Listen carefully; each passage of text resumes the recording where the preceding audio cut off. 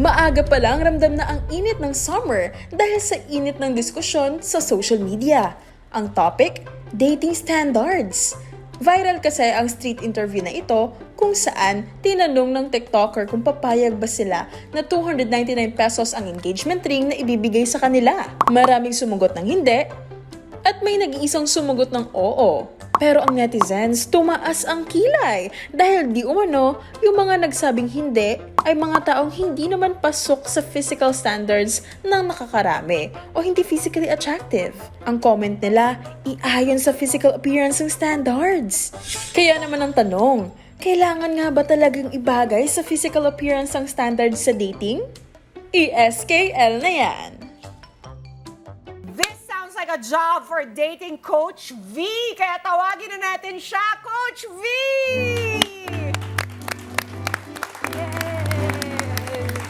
Hello po. Grabe naman ang grabe ni Coach V! Thank you for having me. Good morning! Hello Have po. a seat. Yes, have a seat. Magandang umaga. Si Coach V po ang ating resident dating and relationship coach, trending podcaster, and motivational speaker. So, ang topic natin ngayon, Coach V, kasi marami nagtatanong sa social media, kailangan bang ibase sa physical appearance ng isang tao ang kanyang standards when it comes to dating? Napaka-harsh naman yata.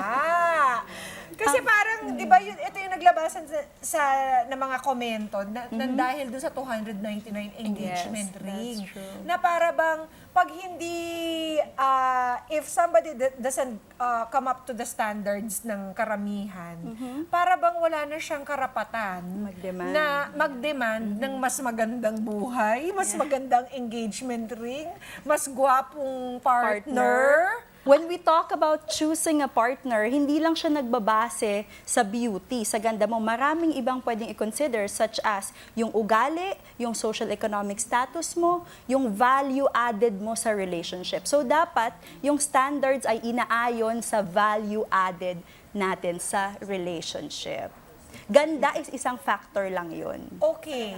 Pero kasi ang nangyari, parang yung mga nag-demand ng mas magandang engagement ring ay ayon sa mga netizens ay hindi naman daw Kagandahan. kagandahan Sa ang sabi standard. nila.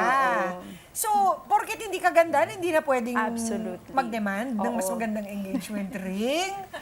So, hindi naman, mali naman yun na mo ba hindi ka beauty queen, wala ka ng karapatan sa happy, healthy, and mas okay na love life, no? So, katulad ng sinabi ko kanina, malay mo kaya siya nagde-demand ng mas mahal na engagement ring or mas effort dun sa partner kasi alam niya na catch siya sa relationship. Kumbaga, siya yung tipong nag-e-effort din. So, kung ako nag-e-effort sa relationship, Got it. bakit for 8 years, hindi mo malang pinaghandaan ang proposal, di ba? May ganon. So sometimes kasi when we're putting 100%, ang tendency natin, dapat 100% din yung magiging partner Yung balik. ko.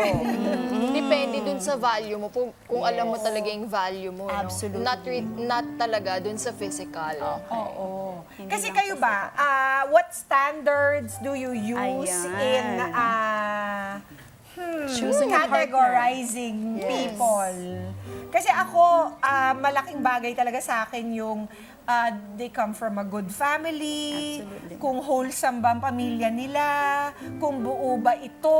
Di ba, syempre mas gusto ko yung kapareho ng background ko na talagang kumpleto, wholesome, what else? Yeah, Of course, And it makes sense. in the beginning, the physical attraction Right, has to be right. present. Yes. And then, after ma-tick off mo na yung box na yun, maganda bang ugali? Personality is very important. Personality na. And it makes sense to katulad ng sabi mo, naghahanap ka ng somebody na pareho sa family background mo because when you look at some studies, sabi nila, mataas daw yung chance na maghihiwalay din kayo if you're both coming from broken family. So kapag naghahanap ka ng partner, malaki din yung factor na titingnan mo yung background. You ask for, are your parents still together? O kung hiwalay, like what's the status? Because yung mga childhood experiences nila, has a lot to do with how they look at relationship right now. So, ayan. Yes. Ano pa? Talaga sa akin, nakafocus True yan, direct. Totoo po yun. Yes, it does matter. Kasi like, I had experiences in my life na parang I accepted too much na hindi dapat. Absolutely. Nung nakita ko yung standards na normal lang na yung walk, like what Mama Pia said, na pwede naman pala yung maayos, yung conservative, wholesome, and marespeto lahat. So may mga tao na talaga wala silang magagawa, hindi nila choice yun. They will experience unfortunate events na it could definitely play a big factor kung paano ka pipiliin ng partner mo in the future as you grow up. Diba? Until you're 7, your brain's still forming. So yung mga experiences mo na yan, those are the experiences that will matter the most for a child in the future after 7 years old. Absolutely. And hindi naman sinasabi na mo galing from broken family is hindi na magiging maganda yung future family mo. No? Doon pumapasok yun, ano yung ginawa niya doon sa mga trauma or bad experiences na meron siya. So, kung aware siya doon, tapos nag-goal siya na hindi ko gagawin yung mga masasamang nangyari sa family namin before sa magiging family ko, yan ang magandang mindset. Improving yung generation. So, Ganon. mindset also is value added. So, kahit hindi ka kagandahan, sa okay yung personality mo, maganda yung mindset mo, maganda yung pagtitreat mo sa ibang tao, pwede kang mag-dream ng super okay na love life. Coach, paano yung how about lifestyle compatibility? Okay. Is this a concern or an issue? Kailangan ba pareho kayo ng parang estado sa lipunan? Ganun. Actually, Pia, pag tinignan mo yung background ng mga nagkakatuluyan, karamihan sa kanila is malapit yung lifestyle or social economic status. Pero meron tayong tinatawag na matching hypothesis. Ano ibig sabihin nun? Sabi doon, mas nakakatuluyan natin yung kalapit sa attractiveness level natin at kalapit sa lifestyle. So, kung ikaw yung, for example, you are a 5, kapag nanligaw ka ng 9, medyo mababa yung chance na Batting above your sasagutin ka. average, Oo. ganon. Pero kapag nanligaw ka ng mga 6 or 4, mas mataas yung chance mo. At pag nagkatuluyan kayo, mas satisfied kayong dalawa sa isa't isa. Pero hindi lang to about physical appearance. Hindi lang physical. So, we're talking about Totality attractiveness. na. Attractiveness is physical and personality. Paano yung mga social climber? Baka yun din, nandun sila sa bracket nila. Kasi kanya-kanyang bracket yun. So, Mga nangangarap? Ganon. Tandaan mo Baka kapag maka-jackpot? Ganon. absolutely. Kapag social climber ka naman, kasi yung energy mo, nakaka-attract ka din ng mga social climbers. so fake parang nasa rich. 10 na siya, no? So parang nakuha niya yung fake it till you make it. Ganun na yun. Yun nga lang, kapag hindi internalized yung improvement mo, fini-fake mo lang, after all, hihiwalayan ka din niya Yun kasi lang. makikita din yung true color mo. Oo nga. Hindi magtatagal. Kaya ang goal is hindi fake it till you make it, but really to improve yourself para tumaas ka dun sa bracket at pwede kang mag-demand ng kahit anong good relationship kasi alam mong catch ka din. And then again, meron ding opposites attract. Di ba meron tayong mga sinasabihan na parang, uy, naka-jackpot ka dyan Alam mo kung bakit, Pia? Bakit? Kasi may mga tinatawag na compensating factors. Makikita nyo sometimes beauty queen, di ba? Tapos ends up with somebody na, uy, hindi naman kagapuhan, pero politician. O kaya naman, ay, mayaman. So yung value added niya is hindi yung pagiging pogi, but ang value added niya is I will help you give a better life. Dapat may Yun. trade-off. May trade-off. Oo. Kasi ang babae, di ba, usually, ang tinitingnan, hindi lang naman physical attractiveness ng lalaki. Importante sa babae yung may future sila. So nagsisimula yun sa social economic status niya, may trabaho ba siya.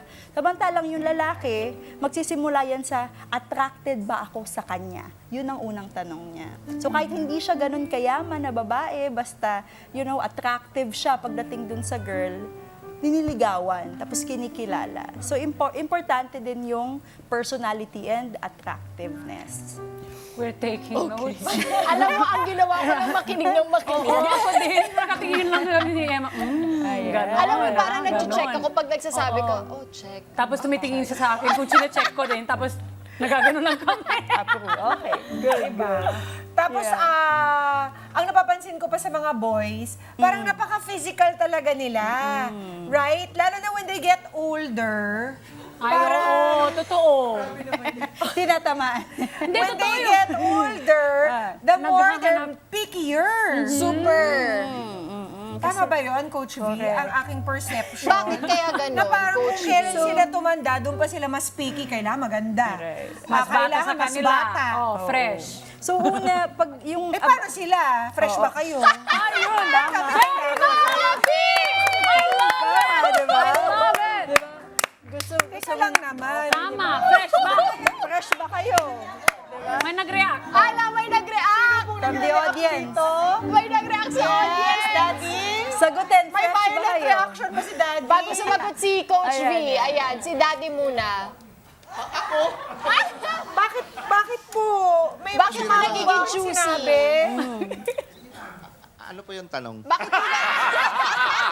Ay, nasabi po ba kung ano, ka-offend? Ano po yung yung nasabi ko na nakapag-react po kayo? Fresh Yung matanda po. Fresh po ba kayo? Bakit po doon ko yun Bakit, na-offend? bakit po mas juicy ang matatanda? Oo. Ah, Tinamaan. tamaan. Kayo po ba choosy? Medyo. Ano po bang mga kailangan? Bakit po kayo choosy? Siyempre, mahilig kami sa gusto ng aming mga mata. Paano naman kami, yung mga babae, paano pag hindi namin... Natanong niyo po ba kami kung gusto din Kung po gusto ba rin namin? Tabla. Halimbawa, Patas Daddy, may maganda pero same age ninyo at may maganda pero mas bata. Bata. Gets, Sino oo. po ang pipiliin ninyo? Mas bata. Bakit? Wait lang. Pero, Bakit? okay lang Bakit? yung maganda rin. Depende kung na-in love ka. Yon. Walang Pero unahin magagawa niyo- ang bata matanda kung na-in love ka. Pero unahin niyo po yung bata. Hindi naman. Ah! Kalahati lang. Natagalan. Kabig.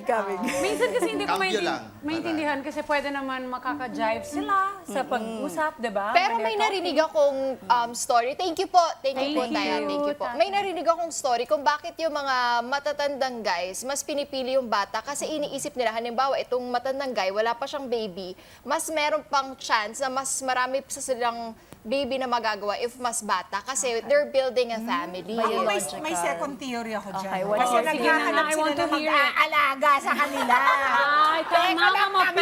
Okay. That's so true. Ang kailangan niyo po ay caregiver. Oo nga. Para may sweldo. May third theory naman ako dyan. Ay, talaga? Sige na nga, Coach V.